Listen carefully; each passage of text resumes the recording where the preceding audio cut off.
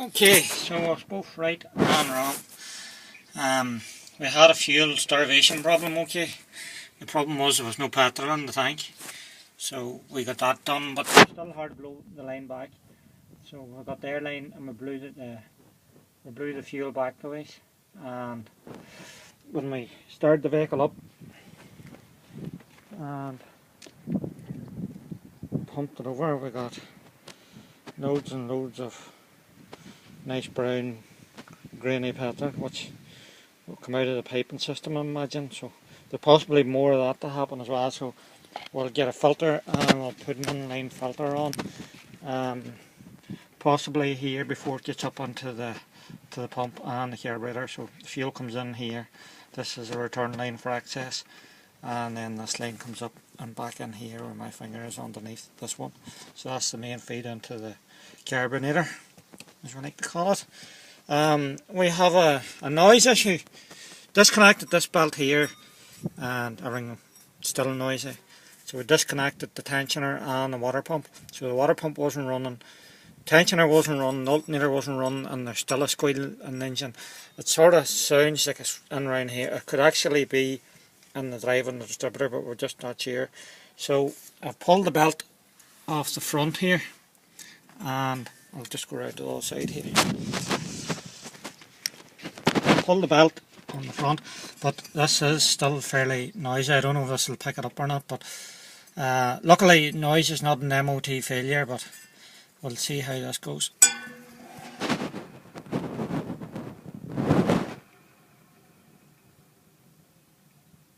You can hear that there. So we have that off, plus the tensioner. Go back around here. The tensioner is very grumbly as well. We managed to get it out. It looks very like a line up them two circlips in or out. It's almost like a skateboard bearing of that type of seal bearing, but this is very stiff. I don't know if you can hear that, but that's not a very happy bearing. So I'm going to run the car here without the tensioner and without the fan, and we'll see that the squeal go out of it. If the squeal doesn't go out of it, I'm not sure what's sort of going to go next. We could possibly chase down, it could be in the vacuum. This vacuum only allows the air to travel from the inlet manifold out, but not back in. So there's a valve somewhere on here. This and here both ways, so I would imagine this is blowing back into the system, and she's almost like, what would you call, like a recycling valve for unburnt fuel or unburnt vaporization, and the carburetor be sucked and pushed back in and burnt again, like almost like an EGR valve, early version of it. So we'll start it here and we'll see that the squeal go out of it. If it doesn't, the noise is not on any of the auxiliaries or the belts. So we'll give us a wee run here and just check everything's okay before we do that. We'll see what happens. It seems to be starting happy enough at the minute. Let's see how this goes.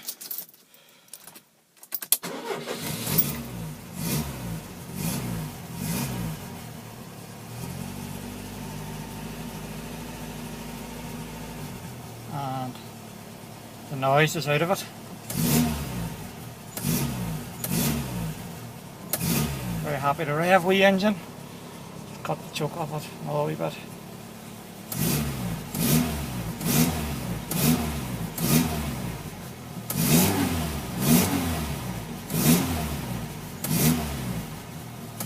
So our noise is in either the tensioner or the fan, or maybe both, but for the time being we sort of know where it is now. We have it isolated, and if need be we can revisit it, but for the time being just getting ready for the test.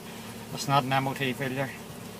So there you go. I've put a wee taste of oil on them, and that's the second part of this vehicle. So I'll just switch her off and see will she start again, which was one of her main issues. Let her sit a wee second. I think she was putting a vacuum on the fuel pipe and that was leaving her, that she was hard to start the second time. So there you go. All the best.